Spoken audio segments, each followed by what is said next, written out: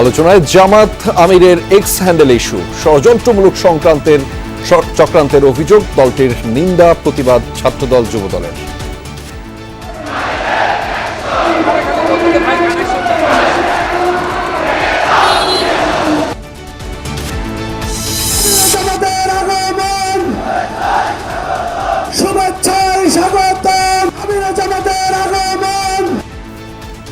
শেরপুর জামালপুরে নির্বাচনী জনসভায় নারী অধিকার রক্ষার অঙ্গীকার ডাক্তার শফিকুরের। ভোট নিয়ে ছিনিমিনি খেলার চেষ্টা হলে কঠোর জবাবের হুঁশিয়ারি। চাঁদা তুলব না, দুর্নীতি করতে দিব না, আপনাদের টাকা আপনাদের কল্যাণে ব্যয় হবে। ইনশাআল্লাহ আপনাদের দাবি তখন আপনাদের চোখের সামনে বাস্তবায়িত হবে।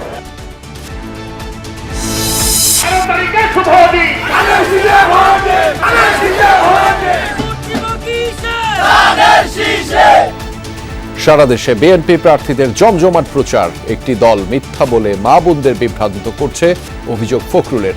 কাল খুলনা ও যশোর যাচ্ছেন তারেক রহমান।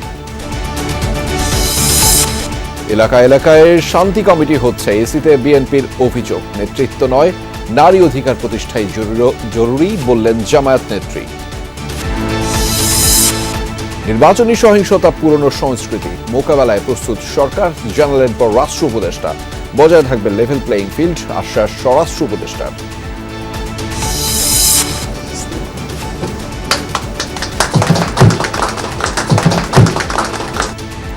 প্রতিষ্ঠাবার্ষিকীতে অন্যায়ের সাথে আপোষ না করার অঙ্গীকার দৈনিক যুগান্তরের।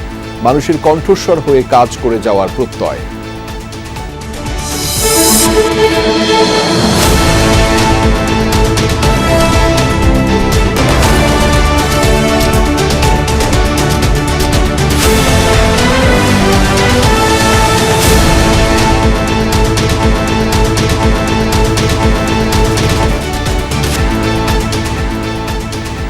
দর্শক আমন্ত্রণ সন্ধ্যার বাংলাদেশের আয়োজনের সঙ্গে আছি আমি আহমেদ রিসা। এতক্ষণ শিরোনাম দেখছিলেন, এবার জানাচ্ছি বিস্তারিত। ষড়যন্ত্রমূলকভাবে জামায়াত আমিরের এক্স অ্যাকাউন্ট হ্যাক করা হয়েছে। যারাই চক্রান্ত করেছে তারা অনেকদিন ধরেই এর প্রস্তুতি নিয়েছে। এর পেছনে বিশেষ একটি দল জড়িত বলে দাবি করেছেন জামায়াতের মিডিয়া বিভাগের প্রধান। সকালে এক সংবাদ সম্মেলনে এসব কথা বলেন তিনি। এদিকে জামায়াতের অভিযোগের বিষয়টি তদন্ত করে দেখা হচ্ছে জানিয়েছে ডিবি পুলিশ। জামায়াতে ইসলামীর দাবি, শনিবার বিকেল 4টার দিকে হঠাৎ করেই হ্যাকড হয় জামায়াত আমিরের ব্যক্তিগত এক্স অ্যাকাউন্ট। এর আধ ঘন্টা পরই ওই আইডি থেকে নারীদের নিয়ে অবমাননাকর একটি পোস্ট দেয়া হয়। বিষয়টি নজরে আসতেই দলটির সাইবার টিম আইডি উদ্ধারে কাজ শুরু করে। বিকেল 5টার পর পুনরায় নিয়ন্ত্রণে নিতে সক্ষম হয় অ্যাকাউন্টটি। এ ঘটনায় হাতিরঝিল থানায় সাধারণ ডায়েরি করা হয়েছে। দ্রুততম সময়ে বিতর্কিত পোস্টটি সরিয়ে ফেলা হলেও ততক্ষণে বিভিন্ন প্ল্যাটফর্মে শুরু হয়ে যায় অপপ্রচার। তবে ষড়যন্ত্রমূলকভাবে আমিরের এক্স অ্যাকাউন্ট হ্যাক করা হয়েছে। সকালে এক সংবাদ সম্মেলনে এ অভিযোগ করেন জামায়াতের মিডিয়া বিভাগের প্রধান।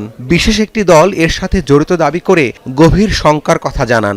আমরা নারীদের প্রতি, মহিলাদের প্রতি, দেশের প্রতি, দেশের স্বাধীনতার প্রতি আমাদের সম্মান এবং মর্যাদার জায়গা খুবই স্পষ্ট। আমাদের আমির জামাত এই বিষয়গুলো অত্যন্ত সুন্দরভাবে, সাবলীলভাবে বারবার তুলে ধরছেন।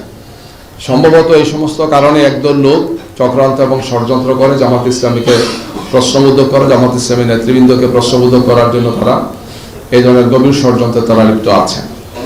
এর অংশ হিসেবেই আমাদের নেতৃবৃন্দের টুইটার অ্যাকাউন্ট এবং অন্যান্য যে সমস্ত অনলাইনে আমাদের অ্যাকাউন্টগুলো আছে সেগুলোকে হ্যাক করে এই সমস্ত কাজ তারা করছেন আমরা মনে করছি। কি জামায়াতের আমিরের এক্স অ্যাকাউন্ট হ্যাকড হওয়ার অভিযোগের তদন্ত করা হচ্ছে জানিয়েছে ডিবি পুলিশ।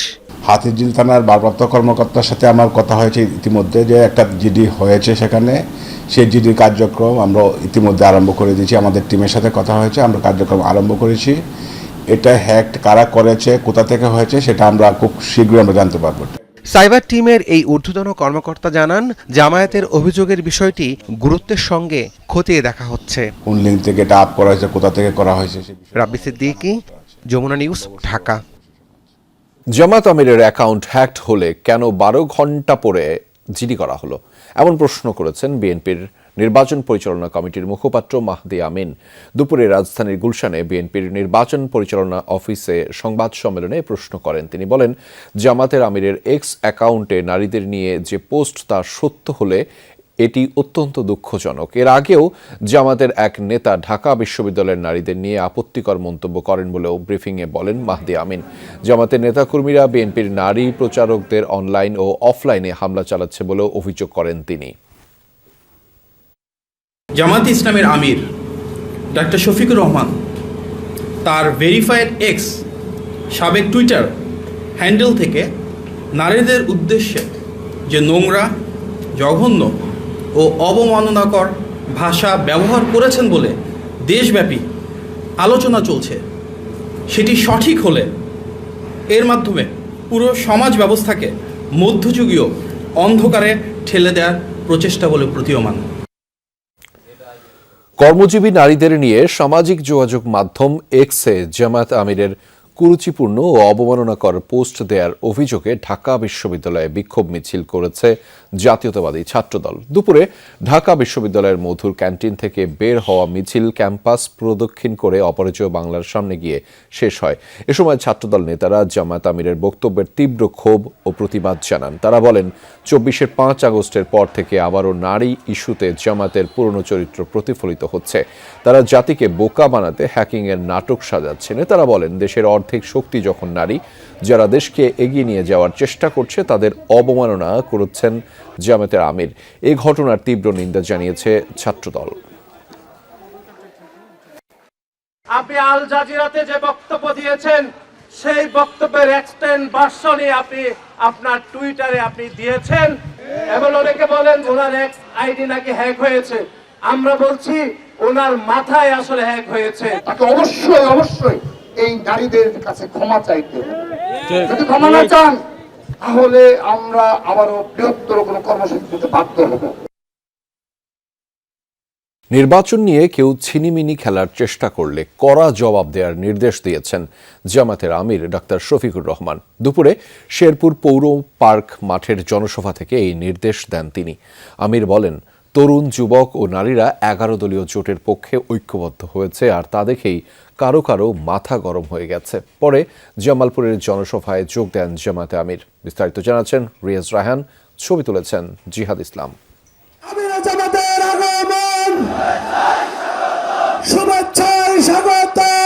শেরপুরের পৌর পার্ক মাঠে জামাতের নির্বাচনী জনসভা। দুপুর 1:15টায় এতে যোগ দেন আমির ডাক্তার শফিকুর রহমান। বক্তব্যের শুরুতে 24 জুলাই গণঅভ্যুত্থানে নিহতদের স্মরণ করে শেরপুরে দলের নেতা নিহতের ঘটনায় ক্ষোভ জানান। এ কোন রাজনীতি? যেই রাজনীতি মানুষকে নিরাপত্তা দেওয়ার পরিবর্তে মানুষকে খুন করে ফেলে, এটা আবার কোন রাজনীতি? আপনারা কি এই রাজনীতি চান? এই রাজনীতি তো 54 বছর চলেছে।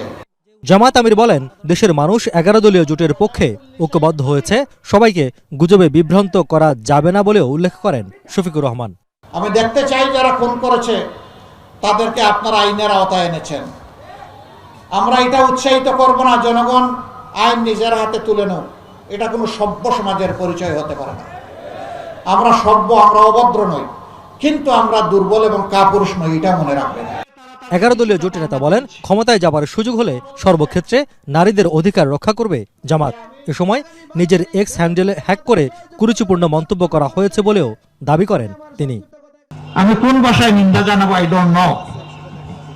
আমি আমার মাদেরকে কিভাবে সম্মান করি, আমার মায়েরা তার সাক্ষী। বাংলাদেশের 9 কোটি মা সাক্ষী। আমার টুইটার, যেটাকে এখন এক্স বলা হয়, এই অ্যাকাউন্ট হ্যাক করে এখন থেকে ধরেন 15 ঘন্টা আগে অত্যন্ত বাজে, অরুচিকর, কুরুচিপূর্ণ মাদেরকে নিয়ে একটা বক্তব্য দিয়ে দিছে আমারটা হ্যাক করে। একটা দল দেখলাম যে হই হই রই রই করে মিছিল শুরু করে দিচ্ছে। আলহামদুলিল্লাহ, এখন আমার অ্যাডমিনের কন্ট্রোলে আবার এটা ফিরে এসেছে 7 ঘন্টা পরে ওই ঘটনা ঘটার। এতে সাময়িক যদি কোনো মা ওদের অপতথ্যের কারণে কষ্ট পেয়ে থাকেন, আমি তাদের কাছে ক্ষমা চাই। পরে শেরপুর জেলার 3টি আসনের জোট প্রার্থীদের হাতে প্রতীক তুলে দেন ডাক্তার শফিকুর রহমান। এই পাল্লাকে তুমি কবুল করো, ইনসাফ কায়েমের শক্তি তুমি দান করো। এই জনসভা থেকে অভিযোগ করা হয় স্বাধীনতার প্রায় 5.5 দশক পরেও উন্নয়ন বঞ্চিত জেলা শেরপুর, নেই রেল যোগাযোগ, বিশ্ববিদ্যালয় কিংবা মেডিকেল কলেজ।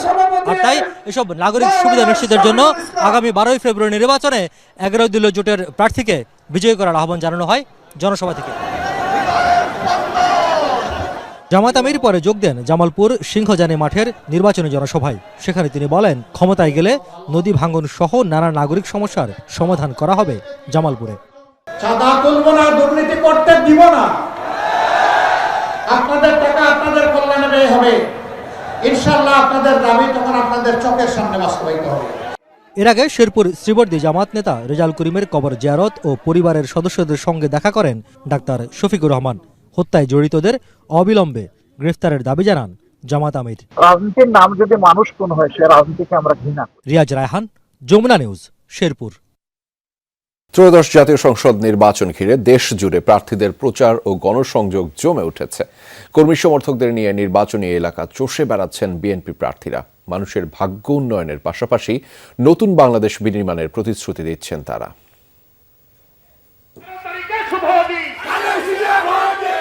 আর মাত্র দিন 10 বাকি নির্বাচনের। ধানের শীষের প্রচারণায় কোনো কমতি রাখছেন না প্রার্থীরা। সকাল থেকে নির্বাচনী এলাকায় পথসভায় যোগ দেন বিএনপি মহাসচিব মির্জা ফখরুল ইসলাম আলমগীর। বলেন, নির্বাচন বানচালের অপচেষ্টা করছে কিছু লোক। একটি দলের নেতারা মিথ্যা বলে জনগণকে বিভ্রান্ত করছে বলেও অভিযোগ করেন তিনি। কিছু লোক থাকবে দুষ্টামি করবে, কিন্তু আমি মনে করি না এইবারকার নির্বাচন কেউ বন্ধ করতে পারবে। দেশের মানুষ জাগে গেছে। এদেশের স্বাধীনতায় যারা বিশ্বাস করেনি তারাই ধর্মের ভিত্তিতে রাজনৈতিক বিভাজন করতে চায়। চকরিয়ায় নির্বাচনী গণসংযোগে এমন মন্তব্য করেছেন বিএনপির স্থায়ী কমিটির সদস্য ও কক্সবাজার 1 আসনে ধানের শীষের প্রার্থী সালাউদ্দিন আহমদ। বৈষম্যহীন গণতান্ত্রিক সমাজ ব্যবস্থা প্রতিষ্ঠিত হবে, রাষ্ট্র ব্যবস্থা প্রতিষ্ঠিত হবে এবং একটি শক্তিশালী গণতান্ত্রিক সরকার এদেশে প্রতিষ্ঠিত হবে, যার মালিক হবে দেশের সকল জনগণ। নাটোর 2 সদর নলডাঙ্গা আসনে নির্বাচনী সমাবেশ করেছেন বিএনপি প্রার্থী রুহুল কুদ্দুস তালুকদার দুলু। গ্যাস সংযোগ, বেকার সমস্যা সমাধান সহ নারীদের উন্নয়নে কাজ করার অঙ্গীকার করেন তিনি। নির্বাচনী সমাবেশ করেন চট্টগ্রাম 6 আসনে বিএনপি প্রার্থী গিয়াসউদ্দিন কাদের চৌধুরী। রাউজানকে সন্ত্রাস ও মাদক মুক্ত করা, আইন শৃঙ্খলা পরিস্থিতির উন্নয়ন এবং শিক্ষার মানোন্নয়নে পরিকল্পনা তুলে ধরেন তিনি। কোথাও না থাকলে রাউজানে আয়নাঘর আছে, আমি তো আয়নাঘর সৃষ্টি করতে দিব না। যতক্ষণ পর্যন্ত আমার নিঃশ্বাস আছে, রাউজানে কোনো আয়নাঘর হবে না। কুমিল্লা 10 নাঙ্গলকোট লালমাই আসনে গণসংযোগ ও পথসভা করেছেন ধানের শীষ প্রার্থী মোবাশ্বের আলম ভূঁইয়া। বিপুল ভোটে তারা জয়ী হবেন বলে আশাবাদ ব্যক্ত করেন। ধানের শীষ হলো ঐক্যের প্রতীক। আমাদের মধ্যে ঐক্যের বন্ধন আছে, ইনশাল্লাহ 12 তারিখ এটা আবারও প্রমাণ করবে তারা। নির্বাচিত হলে মাদক ও সন্ত্রাস দমনে কাজ করার আশ্বাস দিচ্ছেন বরগুনা 2 আসনের প্রার্থী নুরুল ইসলাম মনি। ফেনী 3 আসনে বিএনপির ভাইস চেয়ারম্যান আব্দুল আওয়াল মিন্টু নির্বাচনী প্রচারণা চালাচ্ছেন। দাবি করেন, অতীতে সব উন্নয়ন করেছে বিএনপি। প্রচারণার অংশ হিসেবে বীর মুক্তিযোদ্ধাদের সাথে মতবিনিময় করেছেন গোপালগঞ্জ 1 আসনে বিএনপির প্রার্থী সেলিমুজ্জামান সেলিম। গণতন্ত্র পুনরুদ্ধারে ধানের শীষকে জয়যুক্ত করার আহ্বান জানান। রংপুরের 6টি আসনেই ভোটারদের দাঁড়ে দাঁড়ে ছুটছেন বিএনপি প্রার্থীরা। অন্য প্রার্থীদের বিরুদ্ধে আচরণবিধি লঙ্ঘনের অভিযোগ তাদের। অন্যান্য মার্কার যারা কর্মী বা নেতা বা কর্তৃপক্ষ, তারা বিভিন্ন লাইট পোস্টে লাগাচ্ছে, ফেস্টুন লাগাচ্ছে, বিভিন্ন জায়গায় যেগুলো নিষেধাজ্ঞা আছে নির্বাচন কমিশনের, সেগুলো মানছে না। রূপগঞ্জে বিভিন্ন এলাকায় জনগণের সমস্যা শুনে উন্নয়নের পরিকল্পনা জানাচ্ছেন নারায়ণগঞ্জ 1 আসনে বিএনপির প্রার্থী মোস্তাফিজুর রহমান ভূঁইয়া দীপু। রূপটা চলে গেছে, আমরা সকলে মিলে বিএনপি পরিবার মিলে আমরা এই রূপগঞ্জের রূপটা ফেরত আনবো। রাজশাহী 3 পবা মোহনপুর আসনে নির্বাচনী প্রচারণা চালিয়েছেন ধানের শীষের প্রার্থী শফিকুল হক মিলন। বিভিন্ন ওয়ার্ডে গণসংযোগ, উঠান বৈঠকে ভোট চান তিনি। সাবরিনা লিজা, যমুনা নিউজ। ত্রয়োদশ জাতীয় সংসদ নির্বাচনের প্রচারণার অংশ হিসেবে আগামীকাল খুলনা ও যশোরের জনসভায় যোগ দেবেন বিএনপি চেয়ারম্যান তারেক রহমান। খুলনার খালিশপুরের প্রভাতী স্কুল মাঠে এরই মধ্যে শুরু হয়েছে মঞ্চ তৈরির কাজ। তারেক রহমানের আগমন ঘিরে জেলা জুড়ে তৈরি হয়েছে সাজ রব। প্রায় 15 লাখ মানুষের সমাগম হবে বলে আশা করছেন আয়োজকরা। যশোরের বিরামপুর আদর্শ সরকারি প্রাথমিক বিদ্যালয়ের মাঠেও এরই মধ্যে মঞ্চ নির্মাণের কাজ শুরু হয়েছে। মাঠের চারপাশে প্রবেশ ও প্রস্থান পথ, শৃঙ্খলা রক্ষা, নিরাপত্তা ও জরুরি সেবার বিষয়গুলো বিশেষ গুরুত্ব দেওয়া হচ্ছে। নেতাকর্মীরা জানান, এর আগে 2011 সালে যশোরের সর্বশেষ বক্তব্য দিয়েছিলেন সাবেক প্রধানমন্ত্রী বেগম খালেদা জিয়া। দীর্ঘ সময় পর দলের শীর্ষ নেতৃত্বের এই জনসভা বিশেষ গুরুত্ব পাচ্ছে দলীয় অঙ্গনে। শিক্ষা খাতে তার মায়ের যে অবদান, সেই অবদানের সেই উন্নয়নের ধারাবাহিকতা তিনি অব্যাহত রাখবেন। গরিবের দান ধান করুক, গরিবের সাথে চাহিদা করুক, মানুষের ভালোবাসুক। খুলনাবাসী অপেক্ষায় আছে যে তারেক রহমান খুলনায় আসার পরে যে তার যে একটা সুমধুর বার্তা, সেই বার্তা শোনার জন্য সবাই অপেক্ষায় আছে। চেয়ারম্যান মহোদয় আসছেন খুলনাতে, একটি দলসহ সকল সর্বস্তরের মানুষের জন্য একটু ভালো লাগার। বিভিন্ন আসনে 2-3 হাজারের বেশি ভোটার স্থানান্তর হয়নি বলে যে তথ্য দিয়েছে ইসি তা সঠিক নয়, এ মন্তব্য করেছেন বিএনপির স্থায়ী কমিটির সদস্য নজরুল ইসলাম খান। দুপুরে সিইসির সাথে বৈঠক শেষে ব্রিফিংয়ে তিনি এই অভিযোগ করেন। একটি রাজনৈতিক দল এমনভাবে আচরণবিধি লঙ্ঘন করছে যার ফলে শুধু আইন ভঙ্গ নয়, ধর্মীয় বিশ্বাসেও আঘাত হানা হচ্ছে, অথচ ইসি ব্যবস্থা নিচ্ছে না। নির্বাচন ভবনে সিইসি এএমএম নাসিরউদ্দিনের সাথে বিএনপির প্রতিনিধি দলের বৈঠক। টানা 2 ঘন্টার বৈঠক শেষে সাংবাদিকদের সাথে কথা বলেন দলটির স্থায়ী কমিটির সদস্য নজরুল ইসলাম খান। জানান, একটি দল আচরণবিধি লঙ্ঘন করেই চলেছে। নির্বাচন ঘিরে তারা শান্তি কমিটি গঠন করছে দাবি করে বিএনপির এই সিনিয়র নেতা বলেন, এই নামটিই আপত্তিকর।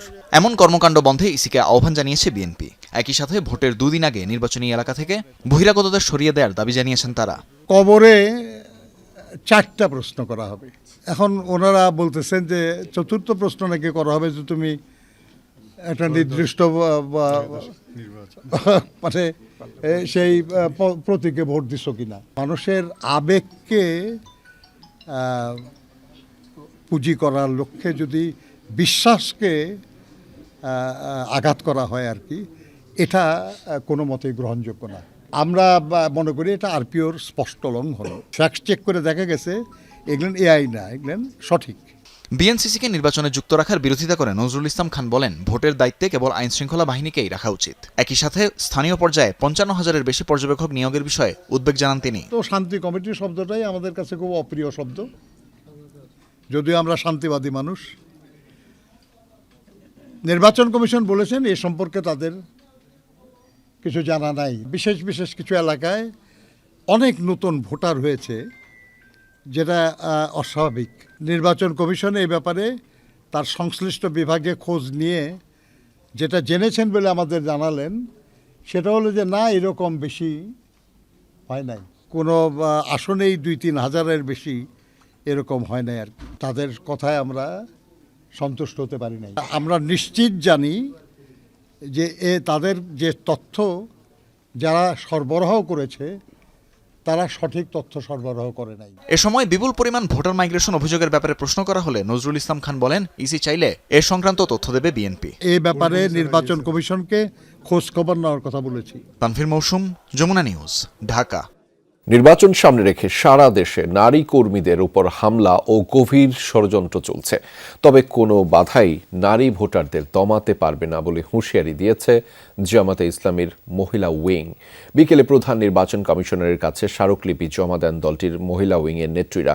ইসির সাথে সাক্ষাৎ করা প্রতিনিধি দলে ছিলেন জামাতের মহিলা বিভাগের সেক্রেটারি জেনারেল নেসা সিদ্দিকা, সহকারী সেক্রেটারি সাইয়েদা রহমান এবং রাজনৈতিক বিষয়ক দায়িত্বপ্রাপ্ত ডাক্তার হাবিবা চৌধুরী। পরে ডাক্তার হাবিবা চৌধুরী বলেন, দেশের মোট ভোটারের 50% নারী।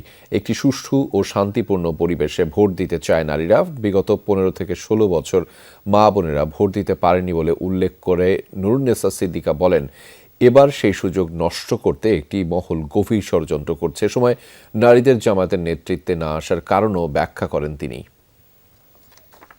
শীর্ষ পদে নারী আসাটা গুরুত্বপূর্ণ না, গুরুত্বপূর্ণ হলো নারীর অধিকার আদায় হচ্ছে কিনা। আপনারা দেখছেন বাংলাদেশের গত 54 বছরে 2 জন নারী প্রধানমন্ত্রী দীর্ঘদিন ছিলেন, কিন্তু নারীদের সমস্যার কি সমাধান হয়েছে? ইনকিলাব মঞ্চের মুখপাত্র শরীফ ওসমান হাদি হত্যা মামলার প্রধান আসামি ফয়সাল করিম মাসুদের ঘনিষ্ঠ সহযোগী ফয়সাল রুবেল আহমেদ আদালতে দোষ স্বীকার করে জবানবন্দি দিয়েছেন। রোববার এই তথ্য জানিয়েছেন প্রসিকিউশন বিভাগের এসআই রুকনুজ্জামান। তিনি জানিয়েছেন 2 দফায় 9 দিনের রিমান্ড শেষে রুবেলকে শনিবার আদালতে হাজির করেন মামলার তদন্ত কর্মকর্তা সিআইডি পুলিশের ঢাকা মেট্রো পূর্ব এবং সহকারী পুলিশ সুপার আব্দুল কাদির ভূঁইয়া। রুবেল স্বেচ্ছায় স্বীকারোক্তিমূলক জবানবন্দি দিতে সম্মত হওয়ায় তার রেকর্ড করার আবেদন করেন তদন্ত কর্মকর্তা। আবেদনের প্রেক্ষিতে ঢাকার মেট্রোপলিটন ম্যাজিস্ট্রেট মোহাম্মদ মাহবুবুর রহমান তার জবানবন্দি রেকর্ড করেন। এরপর তাকে কারাগারে পাঠানো হয়েছে। গত 21 জানুয়ারি মধ্যরাতে দক্ষিণ কেরানীগঞ্জের আটি নয়াবাজার এলাকা থেকে ডিবি পুলিশের সহায়তায় রুবেলকে গ্রেফতার করে সিআইডি। রাজধানীতে নির্বাচনী প্রচার প্রচারণায় ব্যস্ত বিএনপি প্রার্থীরা। সকাল থেকেই রাজধানীর বিভিন্ন এলাকায় পাড়া মহল্লায় ছুটছেন তারা। ভোটারদের মন জয়ে দিচ্ছেন নানা প্রতিশ্রুতি। নিজ নিজ আসনে চাঁদাবাজি, গ্যাস, জলাবদ্ধতা ও দখলদারিত্বের অবসান করতে চান তারা। নির্বাচনী প্রচার প্রচারণা শেষ হতে বাকি 10 দিনেরও কম। ভোটারদের মন জোগাতে তাই জোর কদমে ভোটের মাঠে প্রার্থীরা। রাজধানীর খিলগাঁও এলাকায় প্রচারণা চালিয়েছেন ঢাকা 8 আসনের বিএনপির প্রার্থী মির্জা আব্বাস। বলেন, এলাকার সমস্যা চিহ্নিত, সমাধানও রয়েছে নিজস্ব পরিকল্পনা। প্রতিপক্ষের নির্বাচনী বক্তব্যকে আমলে নিতে চান না অভিজ্ঞ এই রাজনীতিবিদ। যারা জনগণের উন্নয়ন দেখতে চায় না, দেখতে পারে না, তারা আমার সঙ্গে প্রতিহিংসামূলক আচরণ করতে গিয়ে জনগণের উপর অবিচার করছে। আমার এলাকা একটি সুন্দর একটা এলাকা, ভালো একটি এলাকা। এটাকে বিগত দিনে আওয়ামী লীগ একেবারে সব দিক থেকে ধ্বংস করে দিয়েছে। রাজধানীর মিরপুরে প্রচার চালান ঢাকা 16 আসনের বিএনপির প্রার্থী আমিনুল হক। মাদকের বিস্তার, কিশোর গ্যাংয়ের দৌরাত্ম্য আর গ্যাস সংকট সমাধানে দেন প্রতিশ্রুতি।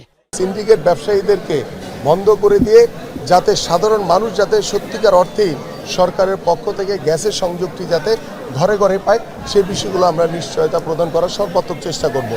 এদিকে বিকেলে ঢাকা 9 আসনে বিএনপির প্রার্থী হাবিবুর রশিদ আসন্ন নির্বাচন ঘিরে নিজের পরিকল্পনা তুলে ধরেন। জয়ের ব্যাপারে আশাবাদী তিনি। এলাকার রাজনীতি করি আমি 38 বছর যাবৎ, আর এই এলাকায় আমি জন্মের পর থেকে এই এলাকায় বড় হয়েছি। সেক্ষেত্রে এলাকার মানুষের দুঃখ কষ্টগুলি যেহেতু আমি অনুভব করি, এলাকার মানুষগুলি তাদের সন্তান হিসেবে সে মর্যাদা দেয়। 10 ফেব্রুয়ারি মধ্যরাত পর্যন্ত চলবে প্রার্থীদের এই ব্যস্ততা। যেসব এলাকায় এখনও প্রচারে যেতে পারেননি প্রার্থীরা, সেসব এলাকায় যাচ্ছেন তাদের সমর্থক ও দলীয় নেতারা। আল আমিন হক অহন, যমুনা নিউজ, ঢাকা। হাতে সময় আর 9 দিন। এই কদিনের মধ্যেই কয়েক লাখ ভোটারের কাছে পৌঁছাতে হবে প্রার্থীদের। তাই সকাল থেকে সন্ধ্যা পর্যন্ত চলছে প্রচারণা। অন্যান্য দলের মতো 11 দলীয় জোটের প্রার্থীরা জয়ের ব্যাপারে আত্মবিশ্বাসী।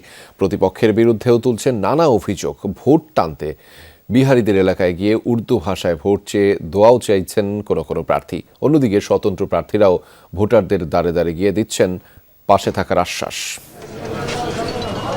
নিয়ম অনুযায়ী আর মাত্র 9 দিন পরই নির্বাচনী প্রচারণায় টানতে হবে ইতি।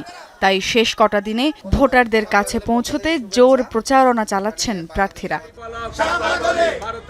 সকালে ফকিরাপুলে নিজের নির্বাচনী কার্যালয় উদ্বোধন করেন ঢাকা 8 আসনের 11 দলীয় জোটের প্রার্থী নাসির উদ্দিন পাটোয়ারি। উদ্বোধন শেষে গণসংযোগ শুরু করেন এনসিপি নেতা। এ সময় প্রতিপক্ষ বিএনপি প্রার্থীর বিরুদ্ধে নানান অভিযোগ তোলেন তিনি।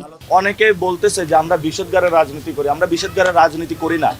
আমরা দেশের যে মৌলিক সমস্যাগুলো রয়েছে সেগুলো নিয়ে কথা বলি। কথা বলাতে যারা এই এস্টাবলিশমেন্টের অংশ হয়েছে তারা আমাদের বিরুদ্ধে লাগে। নিকুঞ্জ এলাকা থেকে প্রচারণা শুরু করেন এনসিপি জামাত জোটের শাপলাকলির প্রার্থী আরিফুল ইসলাম আদিব। তার অভিযোগ, ফুটপাত দোকান আর হকারদের কাছ থেকে চাঁদা নিয়ে তাদেরকেই আবার জোর করে নির্বাচনী প্রচারণায় ব্যবহার করছে একটি দল। হেরে যাওয়ার আশঙ্কায় প্রার্থীর ওপর হামলা করা হচ্ছে বলেও অভিযোগ তার। বাংলাদেশের মানুষ পরিবর্তনের জন্য ঐক্যবদ্ধ হয়েছে, সেই জায়গাটাতে আমার কাছে মনে হচ্ছে আমাদের প্রতিদ্বন্দ্বীরা ভীত হচ্ছেন এবং তারা পরাজয়ের আশঙ্কা করে মূলত হামলা করে যদি অন্তত প্রচারণা থেকে দূরে রাখা যায়। এদিকে বিহারি এলাকায় গিয়ে উর্দু ভাষায় ভোট চেয়ে দোয়া চেয়েছেন জামায়াত প্রার্থীর সমর্থকরা। প্রচারণাকালে ঢাকা 16 আসনে জামায়াতের প্রার্থী অবসরপ্রাপ্ত কর্নেল আব্দুল বাতেন অভিযোগ করেন, প্রতিপক্ষের প্রার্থী অবৈধ ও চাঁদাবাজির টাকায় ব্যাপক জনসমাগম করে প্রচারণা চালাচ্ছেন। যে পরিমাণ প্রচার সামগ্রী ব্যবহার করা হয়েছে এবং নির্বাচন কমিশন থেকে যে খরচের লিমিট দেওয়া হয়েছে সে খরচ অনেক আগেই লিমিট, ইলেকট্রনিক বিলবোর্ড ব্যবহার করা, এতগুলো বিলবোর্ড ব্যবহার করা হয়েছে। স্বতন্ত্র প্রার্থীরাও নিজ নিজ এলাকায় শক্ত অবস্থান তৈরিতে ব্যস্ত। সকালে গণসংযোগে নেমে তাসনিম যারা বলেন, প্রথাগত রাজনীতি পরিবর্তনে কাজ করতে চান তিনি। আমাদের এটা কারোই অজানা না যে বেশিরভাগ ক্ষেত্রেই মানুষ ভাড়া করে শোডাউনগুলো করা হয়। তো এই যে লাখ লাখ পোস্টার, ভাড়া করা শোডাউন, মাইকিং, অতিরিক্ত লাউডস্পিকার ব্যবহার, এগুলো কিন্তু জনসেবার জন্য করা হয় না। সব প্রার্থীদেরই কম বেশি নানান অভিযোগ রয়েছে, তবে নির্বাচন সুষ্ঠু হবে এমন আশাও ছাড়ছেন না কেউ। সুমাইয়া ঐশী, যমুনা নিউজ, ঢাকা। নির্বাচনের সহিংসতা নিয়ে কেবল বিদেশিরা নয়, সরকারও উদ্বিগ্ন বলে জানিয়েছেন পররাষ্ট্র উপদেষ্টা তৌহিদ হোসেন। সহিংসতা মোকাবেলায় সরকার প্রয়োজনীয় ব্যবস্থা নিচ্ছে জানিয়ে তিনি বলেন, ভোটে এ ধরনের ঘটনা এদেশে পুরনো সংস্কৃতি। এমনকি বাংলাদেশের ভোট নিয়ে বিদেশি কূটনীতিকদের কথাবার্তাও এখন ট্র্যাডিশন হয়ে গেছে বলে মনে করেন তিনি। তৌহিদ হোসেনের ধারণা, 12 ফেব্রুয়ারি নির্বাচনে 55% বেশি ভোট পড়বে। বাংলাদেশের রাজনীতি নিয়ে বিদেশিদের আগ্রহ ছিল বরাবরই, তবে সেই মাত্রা অনেক বেশি দৃশ্যমান হয় নির্বাচনকালে। অনেকেই প্রশ্ন তোলেন, ঢাকায় কর্মরত বিদেশি দূতদের রাজনৈতিক দল ও গণমাধ্যম বেশি গুরুত্ব দিচ্ছে। আবার বিদেশিদের বাংলাদেশের অভ্যন্তরীণ বিষয়ে কথাবার্তা হস্তক্ষেপের চেষ্টা কিনা সেই বিতর্কও পুরনো। নির্বাচনী কূটনীতির এই কর্মশালায় ঘুরে ফিরে এসেছে বিষয়গুলো। পরে এ নিয়ে প্রশ্নের মুখোমুখি পররাষ্ট্র উপদেষ্টা। যে কূটনৈতিক কমিউনিটি আছেন তারা এ নিয়ে কথাবার্তা বলেন, এবং আমার কাছে অনেক সময় মনে হয়েছে যে আমাদের সমাজেরও একটা বড় অংশই চায় যে তারা কথা বলুক, কাজেই তাদেরকে আমি দোষ দিতে পারি না। এটা আমাদের সংস্কৃতির অংশ হয়ে গেছে। আর মাত্র 10 দিন পর নির্বাচন, এরই মধ্যে নির্বাচনী সহিংসতায় মৃত্যুর ঘটনায় উদ্বেগ বেড়েছে। এসব নিয়ে এরই মধ্যে বাংলাদেশে থাকা নাগরিকদের সতর্ক করেছে যুক্তরাষ্ট্রসহ কয়েকটি দেশ। আর নিরাপত্তার কথা বলে পরিবারের সদস্যদের দেশে ফেরত পাঠিয়েছেন ভারতীয় কর্মকর্তারা। আইন শৃঙ্খলা নিয়ে বিদেশিদের উদ্বেগ দূর করতে কি করছে সরকার? কিছু অস্থিরতা আছে, কিছু অস্থিরতা থাকবে, এক একজন এক একভাবে জাজ করবে, সেটাকে আমাদের বিবেচনায় নিলে চলবে না। আমরা আমাদের মতো করে যেভাবে এগোচ্ছি নির্বাচনের দিকে যাব, নির্বাচন হবে। আসছে নির্বাচন নিয়ে জনমানুষের আগ্রহ আইন শৃঙ্খলা বাহিনী ও প্রশাসনের তৎপরতার বিষয়ে। এসব ফ্যাক্টর ভোট পড়ার হারে কি প্রভাব ফেলবে? প্রতি নির্বাচনে কিছু মানুষ ভোট দিতে নেই, এবার কি কিছু বেশি ভোট দিতে না যাবে কিনা এটা আমি বলতে পারবো না। তবে 1991 নির্বাচনে 55% ভোট পড়েছিল, আমার তো মনে হচ্ছে বেশি ভোট পড়বে। কূটনৈতিক রিপোর্টারদের জন্য আয়োজিত নির্বাচন বিষয়ক এই কর্মশালার সমাপনীতে বক্তব্য রাখেন পররাষ্ট্র উপদেষ্টা। এ সময় ইউএনডিপির আবাসিক সমন্বয়কারীও জননিরাপত্তা, বিশেষ করে নারী প্রার্থী ও ভোটারদের ইস্যুতে কথা বলেন। Gender-based violence, including online harassment, intimidation, sexualized disinformation and doxing. পররাষ্ট্র উপদেষ্টা জানান, ভোটের পর প্রধান উপদেষ্টার জাপান সফর নিয়ে তিনি কিছু জানেন না, আর তার কূটনৈতিক পাসপোর্ট জমা দেওয়ার খবরও সঠিক নয় বলে দাবি তৌহিদ হোসেনের। মাহফুজ মিশু, যমুনা নিউজ, ঢাকা। নির্বাচন নিয়ে অনেকে অনেক কথা বলছে, তবে ভোট হবে লেভেল প্লেইং ফিল্ডেই। চট্টগ্রামে আইনশৃঙ্খলা বিষয়ক মতবিনিময় সভায় কথা বলেছেন স্বরাষ্ট্র উপদেষ্টা জাহাঙ্গীর আলম চৌধুরী। জানিয়েছেন, নির্বাচনে কেউ ইন্টারনেট বন্ধের চেষ্টা করলে তাকে আইনের আওতায় আনা হবে। এ সময় গুজব না ছড়ানোর অনুরোধ জানিয়েছেন স্বরাষ্ট্র উপদেষ্টা। প্রিপারেশন বেশ ভালো, এবং তাদের যে প্রিপারেশন, এই প্রিপারেশন মতো কাজ আগে গেলে আমাদের নির্বাচনটা হবে খুবই সুষ্ঠু, উৎসব মুখর এবং একেবারে ফেয়ার। এখানে কোনো ধরনের কোনো অসুবিধা হবে না। এখন এই ব্যাপারে সবার সাথে সবার একটা সহযোগিতা রয়ে গেছে। নির্বাচন কমিশন থেকে সর্বোচ্চ আদালত সব জায়গা থেকেই প্রার্থিতা ফিরে পেতে ব্যর্থ হয়েছেন কুমিল্লা 4 আসনে বিএনপির প্রার্থী মঞ্জুরুল আহসান মুন্সী। রোববার লিভ টু আপিল খারিজ করার নির্বাচনী লড়াই থেকে ছিটকে পড়লেন মঞ্জুরুল আহসান মুন্সী। এখন শক্ত প্রতিদ্বন্দ্বী না থাকলেও আরও 4 জন প্রার্থীর সঙ্গে লড়তে হবে হাসনাত আবদুল্লাহকে। এদিকে কুমিল্লা 10 আসনে বিএনপি প্রার্থী মোবাশ্বের আলম ভূঁইয়ার নির্বাচনে বাধা নেই বলেও জানিয়েছেন আপিল বিভাগ। ঋণখেলাপির অভিযোগে প্রার্থিতা বাতিলের পরই নির্বাচনী লড়াইয়ে অনিশ্চয়তায় পড়েন কুমিল্লা ৪ আসনের বিএনপি প্রার্থী মঞ্জুরুল আহসান মুন্সী। দেশে যখন প্রার্থীরা নির্বাচনী প্রচারণায় ব্যস্ত, তখন প্রার্থিতা ফিরে পেতে আদালতের দ্বারে দ্বারে ঘোরেন মঞ্জুরুল আহসান। হাইকোর্টের দ্বারস্থ হলে সেখানেও ব্যর্থ হন বিএনপির এই প্রবীণ নেতা। বাতিল করা হয় প্রার্থিতা। পরে হাইকোর্টের আদেশের বিরুদ্ধে লিভ টু আপিল করেন আপিল বিভাগে। রোববার আপিল বিভাগ তার আবেদন খারিজ করে আদেশ দেন, যে কারণে নির্বাচনে অংশ নেয়ার আর কোনো সুযোগ থাকছে না তার। এই ঋণগুলো তিনি কখনোই পরিশোধ করেননি, যার ফলশ্রুতিতে 2008 সালের নির্বাচনে তিনি অংশগ্রহণ করতে পারেননি, 2014 সালে হয়নি, 2018 সালে তিনি আদালতের আদেশ নিয়ে চেষ্টা করেছিলেন নির্বাচনে অংশগ্রহণ করার, কিন্তু তখন আবার আপিল বিভাগের আদেশে তিনি তার আদেশের ফলশ্রুতিতে তিনি কিন্তু নির্বাচনে অংশগ্রহণ করতে পারেননি।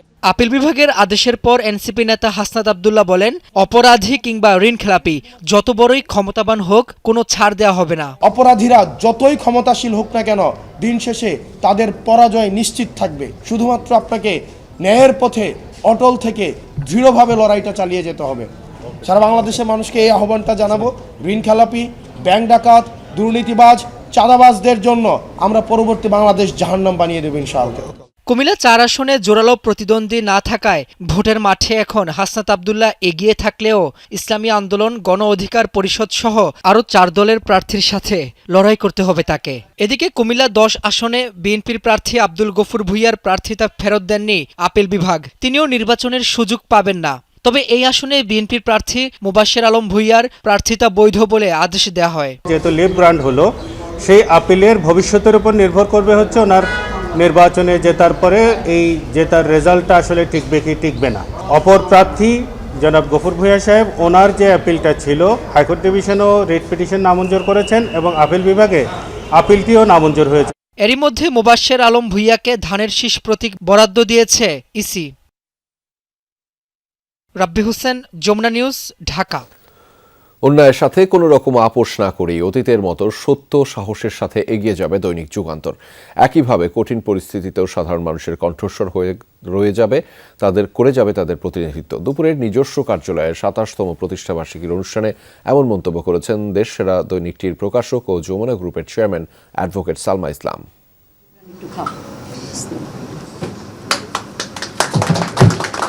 সত্যের সন্ধানে নির্ভীক স্লোগানে যাত্রা শুরু করে 26টি বছর পার করল জনপ্রিয় দৈনিক পত্রিকা যুগান্তর। স্বপ্নদ্রষ্টা, শিল্পপতি, সফল উদ্যোক্তা নুরুল ইসলামের দেখানো পথে সাদাকে সাদা, কালোকে কালো বলার দুরন্ত সাহস নিয়েই এগিয়ে চলেছে দৈনিকটি। 27 বছরে পা দেওয়ার ক্ষণটি স্মরণীয় করে রাখতে এবং ভবিষ্যতের জন্য উৎসাহ দিতে স্বল্প পরিসরে হাজির হয়েছিলেন প্রতিষ্ঠানটির অভিভাবকরা। 2000 সালের 1 ফেব্রুয়ারি যাত্রা শুরুর খুব অল্প দিনেই পাঠকের নজর কাড়ে দৈনিক যুগান্তর। দীর্ঘ 26 বছরের পথ চলায় মানুষের আস্থা ও অকুণ্ঠ ভালোবাসা সাহস জুগিয়েছে কর্মীদের। প্রতিদিনই ভালো করছে। আমরা চাই যে যুগান্তর আরো ভালো করবে, আরো দর্শক প্রিয় হবে এবং বাংলাদেশের সকল সংকট, সকল সম্ভাবনায় যুগান্তর আরো ভূমিকা রাখবে। সত্যের প্রতি অকুণ্ঠ শ্রদ্ধা এবং আস্থা এবং বিশ্বাস এবং সেই পথে নিজেকে পরিচালনা করা, এই যোগ্যতা বাংলাদেশের সংবাদপত্রের ইতিহাসে যে মানুষটার মধ্যে আমরা দেখেছি তিনি নুরুল ইসলাম বাবুল। তিনি বলেছেন সাদাকে সাদা বলো, কালোকে কালো বলো। আমি মনে করি যুগান্তর 26 বছরও সেই জায়গা থেকে 1 ইঞ্চিও সরেনি। শুধু রাজধানী নয়, দেশের প্রত্যন্ত অঞ্চলের বস্তুনিষ্ঠ খবর তুলে এনে গণমানুষের প্রিয় কণ্ঠস্বর পরিণত হয়েছে যুগান্তর। শাসকের চোখ রাঙানিতে ভয় না পেয়ে মুসলিমের পক্ষে বরাবরই সাহসী ভূমিকায় ছিল পত্রিকাটি। আজকের এই দিনে আমার বারবার মনে পড়ছে আমাদের স্বপ্নদ্রষ্টা, বীর মুক্তিযোদ্ধা নুরুল ইসলাম বাবুল সাহেবের কথা। 5ই আগস্টে তোমাদের অবদান অনেক বেশি, অনেক বেশি। প্রত্যেকের মুখে মুখে যমুনা টেলিভিশন এবং যুগান্তর পত্রিকার কথা সবাই বলেছে। এইভাবে তোমরা এগিয়ে যাও, আমি দোয়া করি। অতীতের ধারাবাহিকতায় আগামীর বাংলাদেশ বিনির্মাণেও বলিষ্ঠ ভূমিকা রাখতে চায় যুগান্তর পরিবার। প্রত্যেকের মুখে মুখে যমুনা টেলিভিশন এবং যুগান্তর পত্রিকার কথা সবাই বলেছে। আব্দুল্লাহ তুহিন, যমুনা নিউজ, ঢাকা। জুলাই অভ্যুত্থানে শহীদ পরিবারগুলোর স্বীকৃতি এবং জালিয়াত চক্রের বিরুদ্ধে কঠোর ব্যবস্থার দাবি জানিয়েছেন শহীদ পরিবারের সদস্যরা। শহীদ পরিবারগুলোকে উজ্জীবিত করতে এবং দেশ সংস্কারে আসন্ন গণভোটে হ্যাঁ ভোট দেওয়ার আহ্বান জানিয়েছেন তারা। কারওয়ান বাজারে ঢাকা ট্রেড সেন্টারে জুলাই 24 শহীদ পরিবার অ্যাসোসিয়েশনের পরিচিতি ও আসন্ন নির্বাচন নিয়ে আয়োজিত সভায় এই দাবি জানানো হয়। এ সময় বক্তারা বলেন, একটি গোষ্ঠী গণভোট নিয়ে মিথ্যা তথ্য ছড়াচ্ছে। অভিযোগ করেন অন্তত 58 জন ব্যক্তি জুলাই আন্দোলনের ভুয়া তথ্য দিয়ে সুযোগ সুবিধা গ্রহণ করেছে। বক্তারা আরও বলেন, যারা দেশ ছেড়ে পালিয়েছে তারা বিদেশ থেকে ষড়যন্ত্র করছে। জাতিসংঘের মতে শহীদ পরিবারের প্রায় 1400 হলেও অনেকের বর্তমান অবস্থা সম্পর্কে সঠিক কোনো তথ্য নেই। দর্শক, এই ছিল সন্ধ্যার বাংলাদেশের আয়োজনে। এতক্ষণ সাথে থাকার জন্য আপনাদের সবাইকে ধন্যবাদ।